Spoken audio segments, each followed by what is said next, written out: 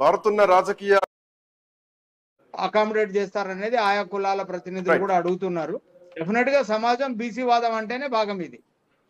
Right Gandhi గారు. So Gandhi గారు, మారుతున్న రాజకీయాల సమీకరణాలకు అనుగుణంగానే బీజేపీ కూడా తన రూపాన్ని, తన ఆలోచనల్ని, తన విధి విధానాల్ని, సిద్ధాంతాల్ని, ఆ సైద్ధాంతికత్వాన్ని మార్చుకుంటుందా?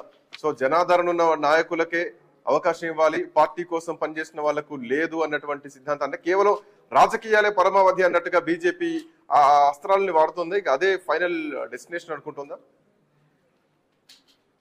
భారతీయ జనతా పార్టీలోనే సిద్ధాంతాలు, పార్టీ యొక్క వ్యక్తులు, పార్టీ కార్యకర్తలు, సాధారణమైనటువంటి కార్యకర్త స్థాయి నుంచి ప్రధానమంత్రి వరకు ఎదిగినటువంటి పార్టీ ఏమనుందంటే భారతీయ జనతా పార్టీ. దాంట్లో ఏమాత్రం సందేహం లేదు. వేరే ఉన్నటువంటి రాజకీయ పార్టీలను చూసుకుంటే వారసత్వ రాజకీయాల నుంచి వచ్చినటువంటి పార్టీలు ఉంటాయి. మీరు ఎక్కడైనా చూసుకోండి, తమిళనాడు చూసుకున్నా, ఉత్తరాది రాష్ట్రాల్లో చూసుకున్నా, చాలా పార్టీలు చూసుకున్నా, కానీ వారసత్వంగా వాళ్ళ పిల్లలు, వాళ్ళ కుటుంబ రాజకీయాల నుంచి వచ్చినటువంటి పార్టీలు ఉన్నటువంటి వ్యక్తులు ఉంటాయి. కానీ భారతీయ జనతా పార్టీ అట్లా కాదు కదా. సాధారణమైనటువంటి కార్యకర్త ముఖ్యమంత్రి అయినటువంటి దాఖలు ఉన్నాయి. సాధారణమైనటువంటి కార్యకర్త పార్టీ పరంగా కుటుంబ వారసత్వాలు ఉండకపోవచ్చేమో, కానీ పదవుల్లో మాత్రం ఆ వారసత్వాలు అక్కడక్కడ చూపిస్తున్నారు. అమిత్ షా కొడుకు ఎక్కడ ఉన్నారండి? ఇప్పుడు నేనేమంటున్నా సార్, గాంధీ గారు, అమిత్ షా కొడుకు ఎక్కడ ఉన్నారు? పార్టీ పగ్గాలు లేవు. నేనేమంటా ఉన్నా, పార్టీల్లో వారసత్వం ఉండకపోవచ్చు, కానీ పదవుల్లో వారసత్వాలు కొనసాగిస్తున్నారు అంటున్నా. నేను చెప్తున్నా అదేనండి. ఇప్పుడు ఒక కుటుంబంలో వాళ్ళ నాన్న ఎంపీ అయి ఉన్నప్పుడు ఆ పిల్లగాడు వాళ్ళ నాన్నకు సంబంధించినటువంటి ఆశయాలు లేదా ఆలోచన విధానాన్ని తీసుకొని ఆయన రావడంలో తప్పులేదు. కానీ పూర్తి పార్టీ పగ్గాలే ఒక కుటుంబంలో చేతులకు ఉండేటువంటి పరిస్థితులు భారతీయ జనతా పార్టీలో ఉండవు. అవి జరగనే జరగవు. మీరు ఊహించినటువంటి విషయము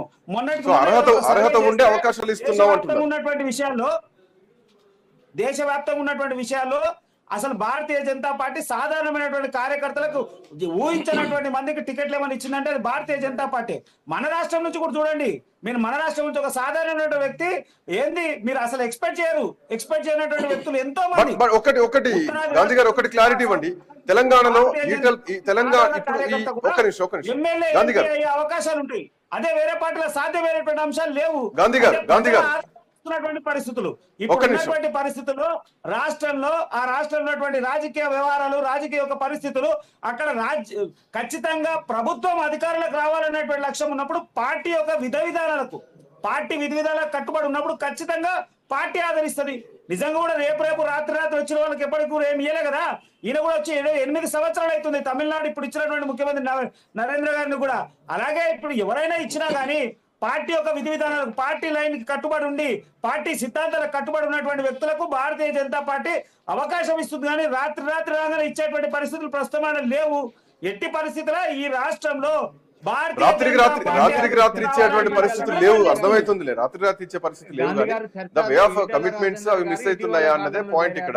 ఇంకోటి ఏంటంటే పార్టీ పగ్గాలు ఇవ్వడానికి పార్టీ సిద్ధం అవుతోంది.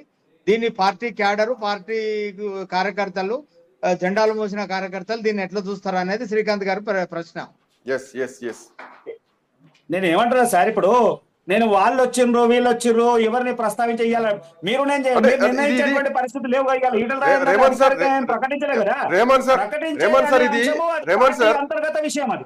ఒక్క నిమిషం రేవంత్ గారు, ఇది సర్వసాధారణం అయిపోతుంది. తెలంగాణలో కూడా మనం చూసాం, కాంగ్రెస్ పార్టీ అంటే ఈటెల రాజేందర్ కు వస్తే ఓకే, అది వాళ్ళ పార్టీకి సంబంధించినటువంటి విషయం. బట్ పార్టీ సిద్ధాంతాలు ఏమైనా అనేది నా ప్రశ్న తప్ప ఈటెల రాజేందర్ రావద్దన్నది. అఫ్ కోర్స్ ఈటెల రాజేందర్ ప్రజా అభిమాని, ప్రజల్లో ఆదరణ వ్యక్తి, తెలంగాణ ఉద్యమకారుడు. ఈటెల రాజేందర్ అధ్యక్షుడు అయితే తెలంగాణ మొత్తం కూడా అక్సెప్ట్ చేస్తుంది. ఎందుకంటే కేసీఆర్ తో పాటు ఈక్వల్ గా ఈటెల రాజేందర్ ఉద్యమం చేసిండు. జైల్లో ఉన్నటువంటి విద్యార్థులకు కూడా బెయిల్ ఇచ్చి తీసుకొచ్చినటువంటి చరిత్ర ఈటెల రాజేందర్. సో అధ్యక్షుడు అయితే ప్రాబ్లం లేదు. బట్ పాయింట్ సిద్ధాంతాలు ఏవైతున్నాయి అంటే ఇది మారిపోతున్నాయి అన్నది ఇంకొక పాయింట్ ఇక్కడ స్పష్టంగా కనిపిస్తోంది. అండ్ మోర్ ఓవర్ ఈ అధ్యక్ష ఎంపికకు లేట్ ఎందుకు అవుతోంది? సో ఇందులోనే గ్రూప్ వార్స్ ఏమైనా నడుస్తున్నాయా, అందుకే ఆలస్యం జరుగుతుందా, ఎవరైనా అడ్డుకుంటున్నారా, ఏమైనా లాబింగ్ నడుస్తుందా గతంలో బండి సంజయ్ విషయంలో జరిగినట్టు అన్నది ఇంకొక ప్రశ్న కనిపిస్తోంది. శ్రీకాంత్ గారు, ఇప్పుడు ఈటెల రాజేందర్ కి పార్టీ అధ్యక్ష పదవి ఇవ్వడం అనేది డెఫినెట్ గా పార్టీ అంతర్గత వ్యవహారం. నిజానికి ఈటెల రాజేందర్ లాంటి వ్యక్తిని మీరు ఎట్లా చేస్తారో అని ప్రశ్నించడానికి కూడా అవకాశం లేదు. ఈటెల రాజేందర్